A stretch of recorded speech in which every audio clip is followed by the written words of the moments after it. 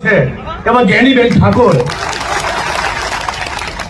20 તારીખે યુવાનો અને દલિત સમાજની એક સંયુક્ત મીટિંગ એ થરાદની ધરતી પર કરીએ તારા લાકડા તોડ બેટિંગ કરી 40 મિનિટ પણ આજે ખાલી 2-4 વાક્ય કહીને મારી વાણીને વિરામ આપું છું કે 26 સીટોનો જે ઘમંડ છે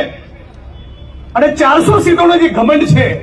એ તોડવાની શરૂઆત ગુજરાતમાં દેશમાં કોઈએ કર્યું હોય ને તે જ્ઞાનીબેન ઠાકોરે કરી અને આ 400 સીટોને 26 સીટોના ઘમંડના કારણે જ પુરુષોત્તમ રૂપાલાની જીભ લપસી રહી છે અને એમને કહેવા માંગીએ છીએ જે ગઈકાલના ક્ષત્રિય સમાજમાં વાત થઈ કે તમે જે